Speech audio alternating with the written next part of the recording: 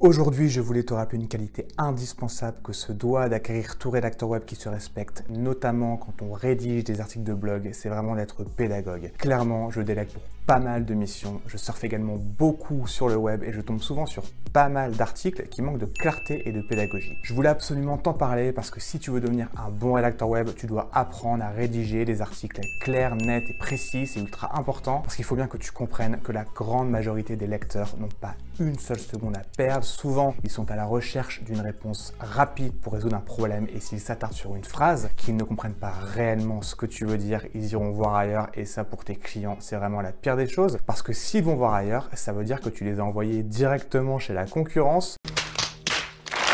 Donc ça la fout trop mal auprès de tes clients. Et puis toi aussi, je suis sûr qu'il t'est déjà arrivé de tomber sur un article de blog et de partir au bout de quelques lignes seulement parce que soit l'article n'était pas assez clair, soit tu n'avais pas la réponse à ton problème assez rapidement. Mets-toi toujours à la place des lecteurs parce que si la très grande majorité d'entre eux vont voir ailleurs au bout de quelques secondes, qu'ils ne prennent pas la peine de visiter d'autres pages, ça augmente considérablement le taux de rebond et cela aura un impact négatif sur le référencement. Alors si tu ne sais pas ce que c'est le taux de rebond, c'est super simple. C'est tout simplement le taux de visiteurs qui arrivent sur un site mais qui le quittent aussitôt sans s'être donné la peine d'aller consulter d'autres pages. Et franchement, si le taux de rebond de l'un de tes futurs clients est très élevé, sache que tu as un rôle à jouer parce que toi, en tant que rédacteur web SEO, tu peux faire en sorte de le baisser un maximum et donc d'améliorer le positionnement général du site dans les pages de résultats de Google. Donc, quand tu rédiges des articles de blog pour tes clients, assure-toi qu'ils soient toujours agréables à lire, assure-toi de leur fluidité. Pour ça, je t'invite vivement à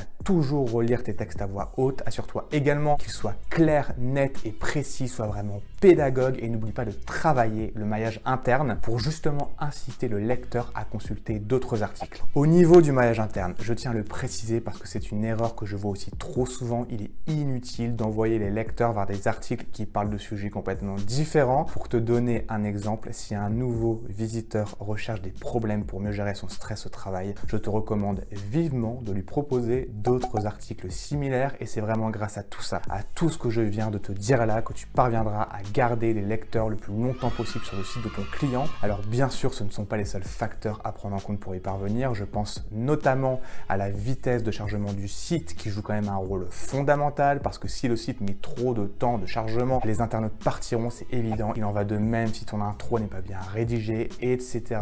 Mais si tu dois retenir un truc dans cette vidéo, toi en tant que rédacteur web SEO, tu dois toujours faire en sorte de rédiger comme si les lecteurs n'y connaissaient absolument rien. Il faut vraiment faire en sorte d'être le plus pédagogue possible, c'est impératif. Alors si tu dois utiliser des termes assez techniques, des termes spécifiques, il n'y a aucun problème avec ça, tu peux le faire sans problème, mais je te conseille toujours de les définir brièvement en quelques mots juste après. Au moins tu seras sûr que le lecteur comprendra bien de quoi tu parles et crois-moi, il appréciera, c'est certain. Retiens bien aussi que ton rôle est d'arriver à rendre les lecteurs accros. Comme ça, dès qu'ils se poseront une question, mais ils se diront juste tiens, mais je me souviens de ce blog, il était génial, il était clair, net et précis, il pourra peut-être m'aider à résoudre ce problème. Et franchement, si tu arrives à faire ça, à rendre les lecteurs accros et fidèles, mais tu auras tout gagné, c'est juste un énorme plus pour tes clients. Voilà, je pense que tu as compris l'importance de la pédagogie en rédaction web. Dis-moi ce que tu en penses dans les commentaires. Si tu as des questions, tu me les poses également. Je me ferai un plaisir de te répondre. Comme d'habitude, tu me mets un petit like, abonne-toi à la chaîne en activant la petite cloche pour être sûr de ne rien louper les prochaines vidéos. Si tu ne l'as pas encore fait, sache que tu peux aller dans la barre de description pour télécharger un exemple d'email qui te permettra de collaborer plus facilement avec des agences de stratégie digitale. Sur ce, je te souhaite une excellente journée,